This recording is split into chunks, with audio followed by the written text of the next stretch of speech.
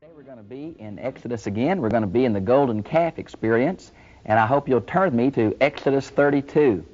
I have a commentary by Rashi, who is a Middle Ages Jewish exegete, and he really adds some insight here as far as the way the Jews look at this. They're really nervous about Aaron having such duplicity in this account, so they really interpret this as Aaron trying to help Moses. I think it's going to be interesting to you to hear the side of the rabbis. But I hope you'll get your Bible and turn to Exodus 32. It's a pivotal account of the apostasy of Israel, Moses' intercessory prayer, and God's forgiveness, but the consequences of their act lingers on. It's a very interesting passage because of all the Old Testament point of view it pulls in. So let's look at verse 1 of Exodus 32. Now when the people saw that Moses delayed to come down from the mountain, remember what happened is God came down on Mount Sinai with smoke and fire, and God's voice spoke like a trumpet, and it scared the hound out of the people. They said, whoa, whoa, whoa, we don't want to hear God talk anymore. Moses, you go up and talk to him. So Moses has gone up on the mountain. From Exodus 25:18, we know that it was 40 days ago that he went up there. They thought he was dead. They didn't know what to think. 40 days. Now, in the Bible, 40 days does not seem to be 40 24-hour days, but a long period of indefinite time. Just think of the number of times in the Bible that number 40 is used. And of course the ancient people weren't as calendar oriented as we are. But a long time Moses has been up there, and they grew very impatient. So here's what they did. And the people assembled about Aaron and said to him, "Come, make for us a god who will go before us." Now look at your Bible. Do you have a God, little g, or do you have gods, plural? Now the word here is Elohim, and it is usually translated capital G, God, in most parts of the Old Testament. But here it has a plural verb, and so many have said it has to be gods. Sometimes the angels are called the Elohim, but usually it refers for the general designation for Yahweh, okay, the one God. It's a universal kind of thing. The rabbis say it's the plural of majesty. Now, I personally think that it is the little g God, even though it's plural. There's plurals everywhere in Hebrew that we don't think should be plural. And the reason I think that is, I don't think that these people broke the first commandment about having any other gods. I think they broke the second commandment about making a graven image. I think what Aaron's going to make is a representation of God, Yahweh. I get that from the same chapter, verses 4 and 5, especially the last part of 5, where it says, "Tomorrow shall be a feast to the Lord." So as far as Aaron was concerned, the young bull symbolized the covenant God of Israel. Now, notice where it says, "The man who brought us up from the land of Egypt, we do not know what has become of him." Well, isn't that a strange understanding of what's happened? They think Moses has delivered them, when in reality it was God that delivered them. These people are still theologically naive, and they're still a group of slaves who have just been delivered. And so their theology and understanding is way lacking. But to put it on Moses was to totally miss the focus of all the plagues of the Exodus. God was judging those Egyptian gods and trying to prove that he was the Lord. And they apparently didn't even realize. They said, well, Moses is the guy who's done this. Now, notice what it says in verse 2. "And Aaron said to them, Tear off the gold rings which are in your ears of your wives, your sons, and your daughters, and bring them to me." Now, the gold rings seem to be the gifts that the Egyptians gave them when they left, Exodus 12:36. Now it seems rather unusual here that what was meant to be a blessing, these gold rings, came to be a curse. Now later on, I don't know how many of these gold rings they used in the making of this calf, but they apparently still had more because they brought these same gold jewelry to the tabernacle later, or more gold jewelry, to make the tabernacle. Now when it says in your ears of your wives, your sons, and your daughters, seems to imply that men wore earrings. Wouldn't that be something if modern hippies were just reflecting an ancient Hebrew tradition? There are several other scriptures that seem to imply this idea that even men wore jewelry and ornaments. If you go back to Genesis 35:4, Exodus 11:2, and Exodus 33:5 and 6, after this a deal, men quit wearing jewelry, and so did women. So that's an interesting thought. Now in verse 3 it mentions, Then all the people tore off the gold rings which were in their ears and brought them to Aaron. And he took this from their hand and formed it with it a graving tool and made it into a molten calf. Now, the rabbis say Aaron took it and formed it himself so that the people would not have the blame for this, that he alone would have the blame. And this is just one set of interpretations through here the rabbis get. They try to say Aaron knew it was a sin, and he didn't know how to stop it. He was afraid they would kill him if he didn't, so he just took all the blame on himself. Nice motive, just doesn't fit the context. And then the last part of this verse where it says, "This is your God," that's the same word Elohim, "O Israel, who brought you up from the land of Egypt." Now, the rabbis say that a mixed group came out of Egypt, Egyptians and Israelites. And these Egyptians are saying this because it would be unusual for Hebrews to call themselves, "O Israel." So they make this the minority of Egyptians leading the Israelites back into idolatry. Now, when it says, "Now Aaron saw this, he built an altar before it and made proclamation and said, 'Tomorrow shall be a feast to the Lord.'"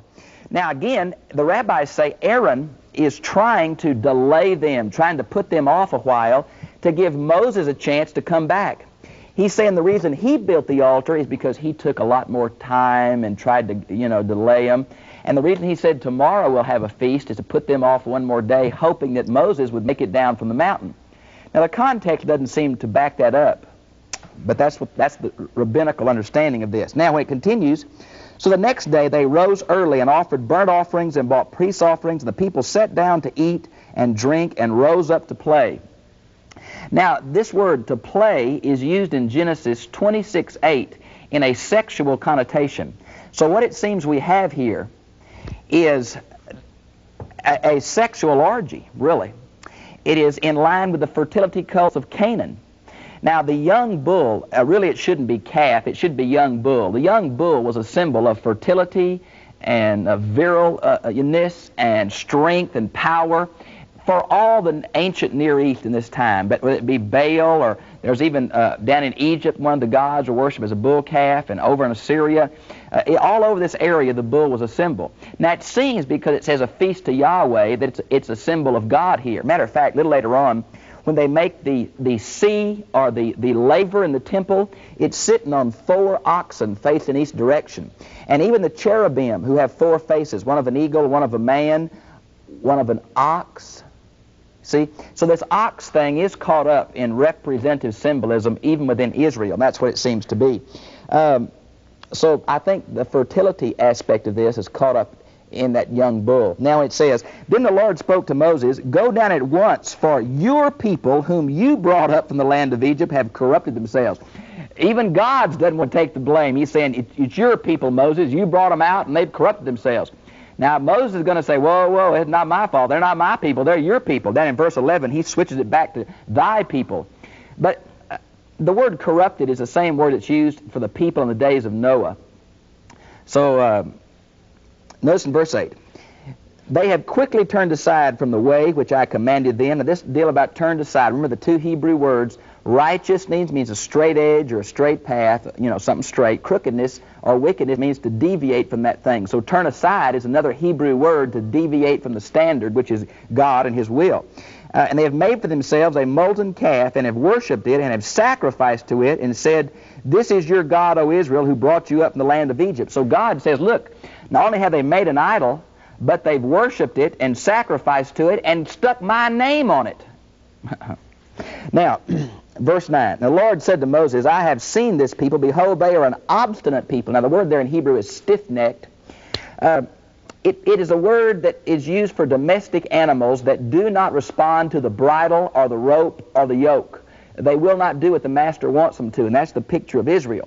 In the book of Deuteronomy, God says He picked Israel because they were so stiff-necked. God's grace is seen more sharply in contrast to a stiff-necked people. Now, it also says, "And now then, let me alone, and my anger may burn against them, and I will destroy them, and I will make you a great nation." Now, the rabbis say when God says, "Let me alone," He is giving Moses a clue that if Moses will pray for them, God will listen to Moses. I don't know how much to put in that. When it says, "I'll make you a great nation," I don't think God was really so much changing his covenant promise to Abraham, I think he was testing Moses about Moses' heart and attitude and loyalty. And Moses passed the test with flying colors, I want to tell you. Now when he says, then Moses entreated the Lord his God and said, O Lord, why does that anger burn against thy people? See how he switched it back? It's not mine and they're yours.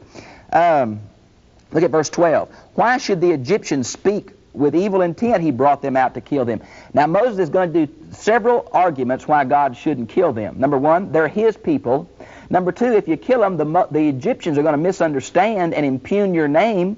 And then down a little bit later in verse 13, it's going to say, remember your covenant promise to Abraham. Genesis 12, Genesis 15. You're going to bless all the world through them. You're going to give them the land.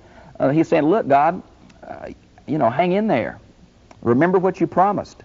Then verse 14. So the Lord changed his mind. The word repented is the word here. Does it bother you the Lord repented or changed his mind? This is an anthropomorphic phrase speaking about God as if he was a man. I think the limit here is that God has always limited his actions to man's response, whether it be in salvation or many other things. Now, the overarching plan of God cannot be affected, but individual lives and relationships are affected by man's response to God. And so I think God is not only working with Moses to test him, but he is seeing that Israel had to respond by faith to participate in the plan and purpose of God. And so I think that's what it is. Now, verse 15, and Moses turned and went down from the mountain with the 2 tablets of the testimony in his hand, tablets which were written on both sides.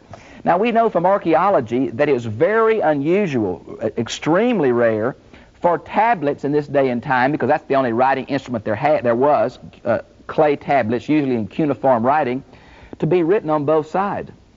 Now, Rashi, the Middle Age commentator, says that what it means here is that when God wrote these words in the stone, the letters burned clear through the rock. And so you could see the back side, although it looked backwards to you. And that's what he thinks it means here. Now, it says in verse 16, that, and the tablets were God's work, and the writing was God's writing, engraved in the tablets. This is the Bible's way of saying the origin and the means of the 10 commandments, or the 10 words, are totally of God, have nothing to do with Moses.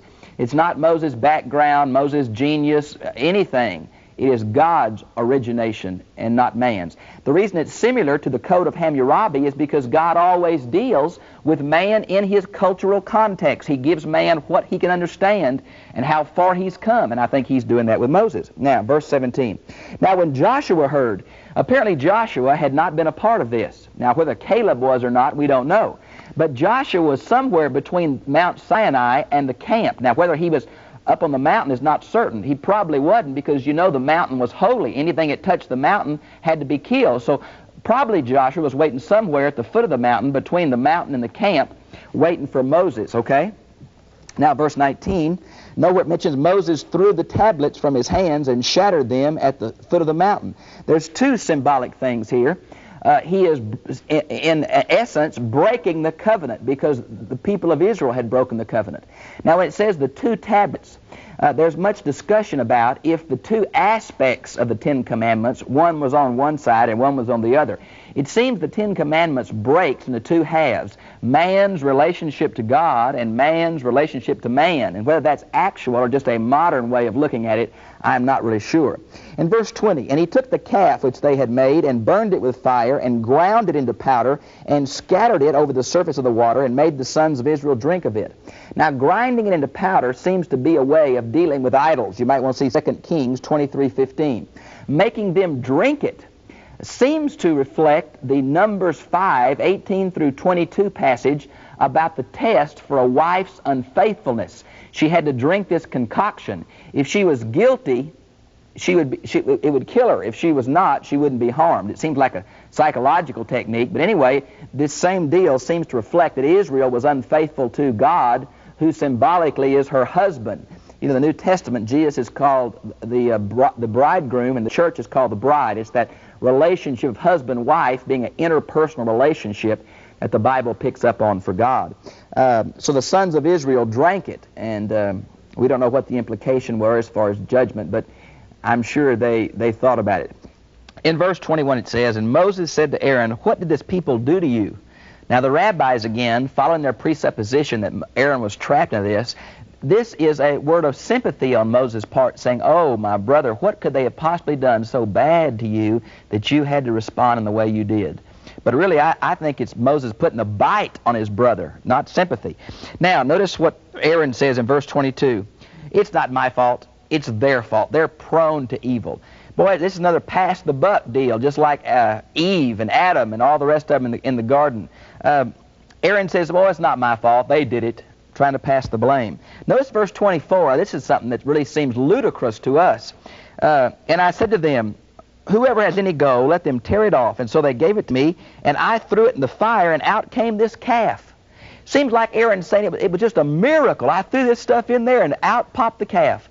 Now that seems ridiculous to us, because it says earlier it was a molten calf, that the engraving tool, Aaron did it himself. But the rabbis again say that what happened here, these magicians who were part of the mixed multitude that came out of Egypt, they're the ones that performed their magical powers, and this calf did come out of the fire. Matter of fact, they go back to Psalms 106, verses 19 and 20, and say, this calf, this golden calf, actually came alive and began to eat grass like a normal calf. And Aaron saw it was the work of Satan, but didn't know how to stop it. Now that's the interpretation of the rabbis based on Psalms 106, verse 20. To me, it just seems again like he's trying to, say, well, it wasn't me. Now look at verse 25. Now when Moses saw the people were out of control, which seems to, there's 1.5 million people, he couldn't stop it. They were having these fertility rituals all over the camp. Look what he did. Moses stood at the gate of the camp and said, whoever is for the Lord, come to me. And all the sons of Levi gathered themselves to him. Now the Levi is, of course, Moses' tribe. This seems to be a theological background to them becoming priests, because they're going to go through the camp and kill 3,000 of their fellow brothers.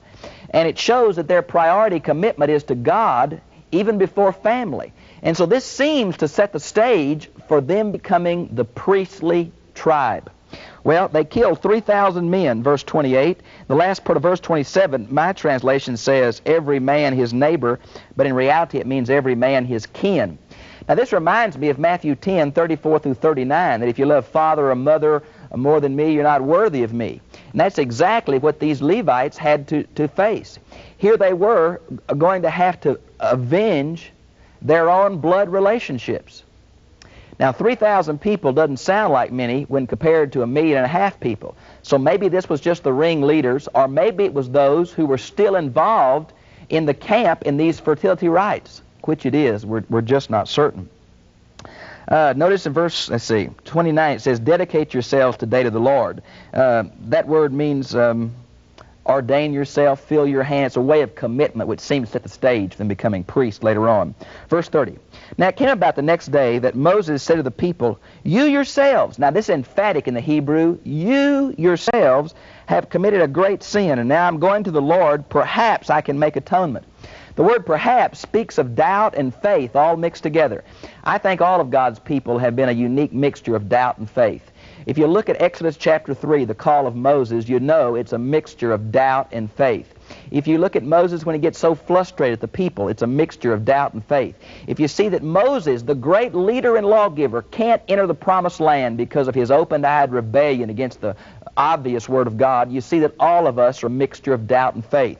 Now the word atonement is from the word kippur, or covering. We get the word Day of Atonement, Yom Kippur, from that. So that's what the word is here.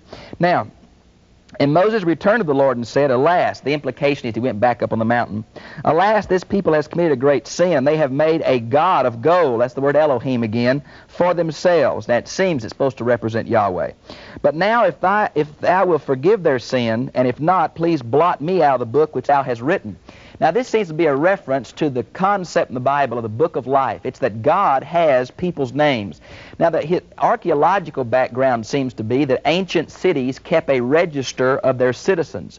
And that seemed through time to be transferred, that God kept a register of the people who were truly His. I guess in our day we'd have to give God a computer, but I think it's a metaphor. I think God has a good enough memory to remember. But there are two different books in the Bible. From Revelation chapter 20, verse 12, it says the books, plural, were opened. Now, I think one is the book of life, and the other is the book of remembrances. One is the book of believers. The other is the record of the acts of the unbelievers. Let me give you some scriptures that seem to delineate those particular two books.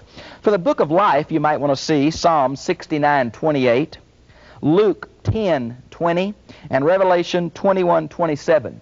For the book of remembrances, you might want to see Psalms 56:8, Psalms 139:16, Isaiah 65:6, and Malachi 3:16. I hope you'll look those up. You may differ with which one they're in, but there's still a reference to this idea of the book of that our names are recorded in. Now, notice where it mentions here,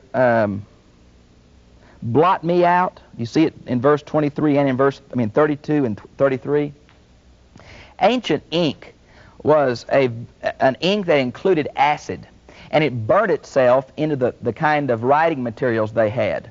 Now, if that's true, or if all Moses had was rock, it's hard to somehow erase your name in rock, or if it's in ink on some kind of writing material, the acid would burn. So it seems to be almost impossible to blot it out, but there's where God's miraculous nature comes in. Now it says, whoever has sinned against me, I will blot him out of my book, God says. Now this idea of individual responsibility seems so common and everyday to us, but it was a unique concept in the life of Moses and in the nation of Israel. The most influential concept in the Old Testament is the concept of corporality, which we have almost lost completely in our day. We've gone to the other extreme. And it was seen as the nation of Israel, the tribe, you know. And I think this individual aspect is very important to give a balance. You might want to see Ezekiel 18, 1 through 32, Ezekiel 33, 10 through 20, and also the book of Jeremiah 31, 29 and 30. Now, in our day, we've made just the opposite mistake. I think we forget that we as Christians, individual responding believers, have a responsibility to our collective society. We are going to bear the sins that our society reaps, and therefore we better be cognizant of what they're doing and try to permeate that with the salt of our own belief, lest we reap the whirlwind of the unbelievers around us. And so there's a corporate aspect to our faith today. Now, notice in verse 34, But go now, lead the people where I told you. Behold, my angel shall go before you. Nevertheless, in the day when I will punish them for their sin. You might want to see chapter 33:3. Now, of course, God's angel many times is the angel of the Lord, which really is a personification of himself. But it seems to always make a distinction between God and the angel. God is never identified with the angel as God is never identified with the death angel that passed through Egypt. God is never identified with his spirit. There's always a separation there. Now, in chapter 33, which is really the consequences of the golden calf, we see that angel mentioned again.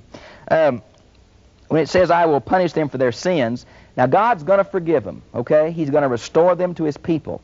But notice they pay for the consequence of their sin. Friend, sin always runs its course. God will certainly forgive us, but we always carry the scars in our own life, in our own nation, in our own society for the sins of ourselves and our fellow man. And I think we need to realize that sin always runs its course. God forgives, but the consequences affect our daily life from then on. Then in verse 35, Then the Lord smote the people because of what they did with the calf which Aaron had made. Maybe, I don't know exactly what that's referring to. Maybe it was the dying in the wilderness, that generation, dying there. I really don't know what that last verse means, but the consequences were carried over. The book of Exodus is a very interesting study. I think the writing of Moses really sets the stage for us understanding the rest of the Bible.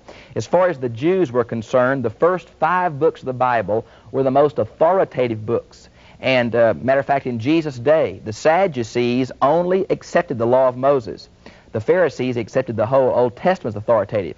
But even when Jesus wanted to really lock down, or Paul wanted to really lock down a point, they would go back to the Pentateuch to quote a verse there. So this is what's officially known as the Torah, or the law. And so it is a very, very important aspect of the Jewish mind is these first 5 books, Genesis through Deuteronomy.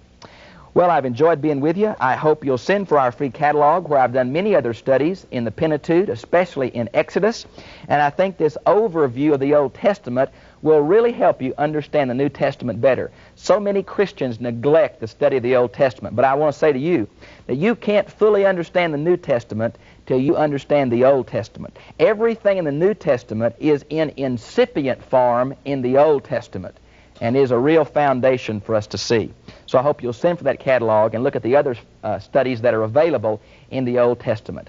I've enjoyed so much being with you. I hope to see you next week, same time, same place. God bless.